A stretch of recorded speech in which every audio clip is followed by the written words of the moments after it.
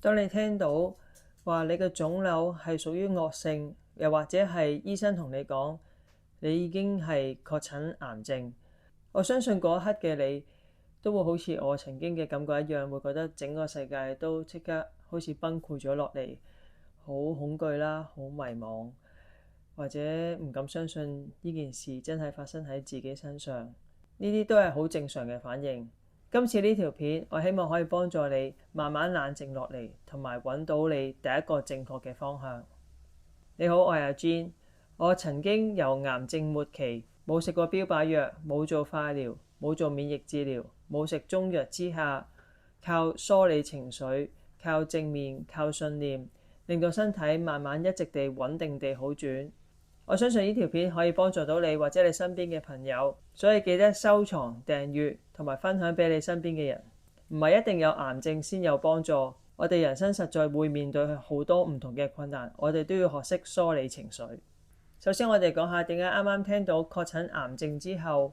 會有恐懼同埋焦慮。恐懼嘅來源係來自於因為我對整件事關於癌症、惡性腫瘤等等嘅資料，我哋喺突然嘅情況之下，我哋係根本上完全冇認知，所以完全係未知之數，所以我哋會產生恐懼，因為我哋一啲嘅資訊都冇，我哋唔知道我哋跟住會發生係點喺嗰刻，所以你一定會有恐懼。同埋喺我哋由細到大，我哋已經聽到癌症就係一個冇完全有100%可以掌握嘅一種病，所以我哋一定會有種恐懼，不論嗰刻係分第一期、第二期或者係至到第4期都好，因為我哋一直都感覺到我哋掌握唔到癌症同埋個病情未來發展會變成點，所以會有恐懼，繼而會產生焦慮都係好正常。因為你會覺得你突然之間都掌控唔到你個生活、你個工作、你個家庭等等嘅問題，嗰刻都突然之間衝晒上你個頭度，你唔知點算好，所以一開始你會有驚同焦慮係非常之正常嘅情緒，你係完全唔需要因為驚同恐懼而感覺到羞愧或者有壓力㗎，因為真係好正常㗎。想當初醫生話俾我聽已經擴散咗上半身好多個地方嘅時候，其實我行到落樓下拎住份 report， 我已經一直喊，眼淚停留唔到。我喺間餐廳一直流眼淚，一直喊，一直流眼淚。所以有情緒、恐懼同驚係好正常嘅。我會建議你第一樣嘢就係唔好批判你任何呢一刻嘅情緒。就算你內心有好多唔同嘅好複雜嘅情緒都湧上嚟，唔好加以批判，由得佢慢慢自己抒發出嚟。你可能會好嬲、好哀傷、好悲憤，有好多唔同嘅負面情緒走出嚟，係非常之正常。因為呢一刻係突然而來嘅一個消息，你就由得你自己嘅內在情緒自己走出嚟，因為你必須要抒發你內在所有嘅呢啲潛在嘅情緒走出嚟，你之後先可以慢慢梳理佢出嚟嘅。千祈唔好撳住自己，所以你要揾一個自己舒適嘅空間，冇人阻礙你嘅空間，冇人打擾你嘅空間，又或者你其實都唔需要理任何人。我當初都係坐喺一間漢堡包店，跟住自己望住漢堡包，望住杯嘢飲，跟住一度喊一路喊，一路食一路食咁樣。其實都真係好正常。除咗唔好批判自己，就係都唔需要理別人嘅眼光，因為你必須要學識照顧咗自己情緒先。而呢個亦都係你學識第一步，點樣慢慢去學識梳理自己情緒。第二樣嘢，我會建議你去同你最信任嘅人，例如屋企人或者最 close 嘅朋友，去話俾佢聽，唔需要多，係真係你最信任得過，而你覺得會幫到你嘅人。點解呢？因為喺你好混亂嘅情緒之下，你可能會好想聽一啲你會好信任嘅人嘅一啲說話，而你信任佢就係因為佢一直以嚟一定係好了解你，你覺得，所以佢講嘅說話可以安慰到你，同埋亦都會了解你心情嘅人。呢個係好重要。如果你揾一啲係唔識得安慰你嘅人嘅時候，佢只會令你更加混亂。所以呢刻你要揾一個你信任得過，同埋會了解到你感受嘅人。你聽佢嘅説話，你會覺得你會舒服啲嘅，你會平復啲嘅，又或者你會知道佢會感受到你嘅感覺，會陪伴住你嘅。呢個都係好重要，因為你唔需要同好多人講，因為只要嗰幾個人係信得過你，佢就可以幫到你平復落嚟，同埋佢亦都會幫到你梳理你嘅情緒，因為佢嘅對話同你嘅內心同佢傾嘅時候，佢都會慢慢引導你去平靜嘅。再假設如果你係好似我一樣，我係比較獨立少少，我當時就即刻同咗我哥哥阿嫂話俾佢哋聽之後，我就同佢哋講，叫佢俾時間我慢慢消化，因為我知道我自己要梳理自己情緒，咁都係冇問題。至少你交代咗一個你最信任嘅人，你亦都知道你可以減低咗自己壓力，唔需要因為你覺得未話俾最重要嘅人聽，冇交代事情而增加自己壓力。你可以話俾佢哋聽，同時之間亦都同佢哋講，你需要一個空間去梳理自己情緒，大家都要時間消化，然後你就留一個空間俾自己，亦都讓佢哋留一個空間俾佢哋自己用時間去消化。記住，唔需要話俾太多人聽。第三，我建議你之後去揾一個可以獨處嘅空間，可能係一個大自然嘅地方啦，對住海啦，又或者係你本身自己住好似我咁樣，又或者唔得嘅係你本身有自己一間房都可以，你就話俾其他人聽啊，呢段時間唔好騷擾你，等我自己靜一靜。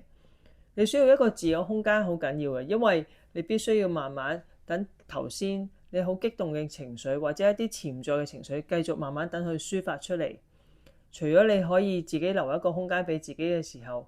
我都會建議你用紙同筆去寫低你心目中啱啱抒發出嚟嘅情緒究竟係咩呢？例如我好嬲，咁嬲乜嘢呢？寫低佢呢刻嬲乜嘢？可能話點解係我㗎？又或者係你好傷心，係乜嘢啊？我會令我屋企人好傷心啊！咁樣好多好多唔緊要，就算亦都唔需要一個句子，你只要係少少去一啲筆錄一啲少少你當下嘅情緒走出嚟，同埋走出嚟令你諗起啲乜嘢嘅，你就寫低佢。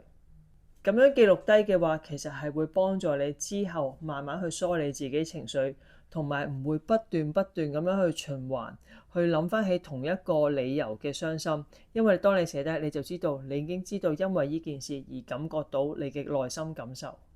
第四樣嘢就係當你有不斷有好多情緒走出嚟之後，開始循環都係嗰幾個情緒走出嚟，例如點解係我㗎？點會發生喺我身上㗎？嗰啲嬲怒啊，又或者係我好傷心啊，點解會咁樣㗎？我冇做過啲咩？點解會係我呢？咁樣等等等等，都已經係不斷再重複同一類嘅情緒。其實呢個時候，我會建議你慢慢深呼吸，慢慢嘅吸氣數5下，然後慢慢呼氣數5下，係絕對可以幫你再慢慢去舒緩你嘅情緒。因為你之前可能已經係好傷心或者係好嬲，其實唔需要不斷地沉醉喺嗰個情緒，同埋你已經記低咗點解會咁嬲。以下落嚟就係慢慢一步一步去梳理，所以第一樣嘢就係平靜返你嘅情緒。我知道一刻係好難，但係至少唔係再好激動，係咁大喊或者係咁大叫等等嘅情緒，而係處於一個比較穩定嘅狀態。而深呼吸係一定會幫到你，每次可能數或者好似數數字啦，1到100咁樣慢慢數，慢慢數，或者你可以深呼吸數5下，就係1、2、3、4、5，然後又呼1、2、3、4、5，越慢就會越幫助到你慢慢冷靜情緒。到你開始發覺自己可以冷靜啲落嚟嘅時候，我會建議你好好地休息。今日已經發生咗好多事啦，而情緒亦都曾經波動過，其實都好攰。可以嘅話，喺你最平靜嘅時候去瞓一個好好嘅覺，唔好諗太多，好好地讓自己休息，愛護自己。以下落嚟我就會講點樣用實際行動去慢慢走出第一步。你記住，當你慢慢嘅情緒處於穩定嘅狀態，或者啱啱平穩落嚟嘅時候，其實係一個好好嘅情緒去慢慢去邁向一個正確嘅方向，去尋求第一步，令你情緒會變得更加冷靜嘅時候。如果你發覺你仍然會好跳動嘅，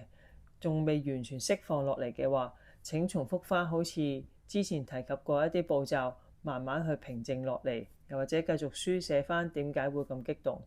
否則平靜之後，依家係開始去邁向第一步，走向正確嘅方向，你一定會好翻。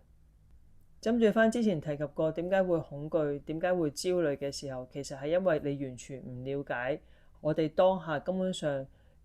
第一下聽到嘅時候，我哋喺完全無知嘅狀態，未知未來會發生咩事，太多嘅未知之數出現，所以我哋會驚。所以第一樣嘢要令到自己再平復情緒多啲，就係揾多啲資料。你可以諮詢醫生，但係同時請你都上網揾多啲資料自己睇。醫生當然會 advise 有好多唔同嘅嘢，無論你睇中醫好西醫好，呢個係你嘅選擇。但係首先一樣嘢，不論你睇任何醫生都好，你要知道佢用嘅治療方法，不論好處定壞處，你都必須要全然知道，因為你未來嘅所有選擇，你都係要令到自己會康復嘅。所以你必須要知道所有好處同壞處。當你情緒慢慢穩定落嚟，我建議你由今日開始，每日都做一個冥想嘅練習。不論你慢慢試5分鐘好，10分鐘都好，因為冥想會令到你嘅情緒每日都會比較穩定。而你喺開頭嘅時候可能會仍然好容易波動、好敏感嘅，我建議你冥想係會幫到你。而開頭嘅時候，可能你會用一啲引導性嘅冥想，因為你呢個時候係好容易胡思亂想。如果有人係用把聲去街住你，去引導你去做一啲冥想呢，會容易令你會集中多啲，而冥想嘅效果亦都會好啲。其實你唔需要太在意自己冥想係咪真係好專心，但係你必須係嘗試專注冥想時，着重於自己呼吸，唔好諗咁多嘢。呢啲都係有科學根據。由於你而家處於一個情緒比較波動嘅狀態啦，所以如果可以多啲跳離嗰個模式，唔好再處於好驚恐、好恐懼、焦慮嘅狀態，其實係會幫助到你。記住，你之後要做嘅任何決定，必須要喺你嘅情緒最平穩嘅狀態、最清晰嘅時候做嘅決定，係咪最好？係啊嘛。咁所以呢一刻你必須要學識慢慢去平穩情緒。而冥想係一個最好嘅方法。如果你覺得開頭冥想並唔係太習慣，或者你有宗教嘅唔同嘅concern，唔緊要，你去一啲大自然嘅地方，靜靜地淨係去專注喺自己呼吸，其實都會幫助到你。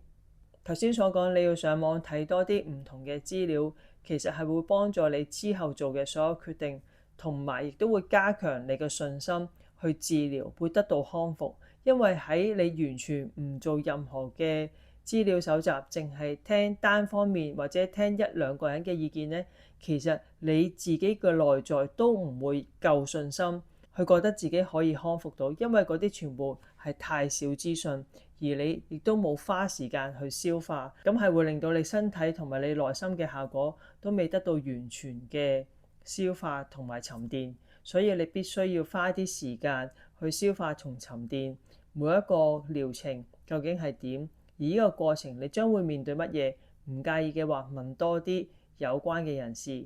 而我會建議你問嘅身邊嘅朋友或者所有嘅人都好，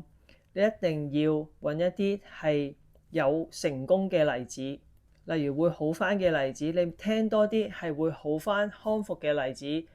或者會已經係可以掌握到全部走向正面嘅例子。聽多啲佢哋用咩方法，會幫助到你有信心，亦都同時會減低咗所有你嘅恐懼同焦慮，因為你已經知道係其實有好多人都會慢慢好返，有好多人都已經好返。其實 cancer 係有方法醫到，其實癌症係有方法醫到。咁當然我會介紹你可以睇下我嘅 channel， 雖然我未完全正式康復，但係已經喺我控制範圍之內。我冇依賴藥物之下，調整飲食、正面心態、保持信念，我已經身體由一個癌症末期嘅症狀去到全面穩定地康復。由我行唔到要臥床幾個禮拜之後，我而家可以慢慢到自己可以行路。一切，你嘅信念，你嘅正念係好重要。所以你根據頭先我所講嘅方向，你就會慢慢行到一個正確嘅第一步，一定會揾到會康復嘅方法。今次嘅分享嚟到呢度先，我之後會繼續會分享更加多嘅唔同各方面嘅內容去幫助大家。記住，開頭有情緒波動、恐懼、焦慮，其實係好正常嘅反應，因為我哋有太多未知之數。但係你記得一步一步咁樣去行出嚟，你自然你唔會再驚任何事，因為你會慢慢掌握到點樣去康復返。同埋記住，有好多人陪住你，呢條路上邊一定唔會得你一個，至少一定有我，同埋有更加多嘅人陪住你。我相信一定有。希望今次嘅影片可以幫助到你行出第一步先。記得分享、訂閱同埋 like 呢個影片，同時亦都可以留言你嘅故事，分享俾更加多人知。我哋一齊集氣，一齊康復。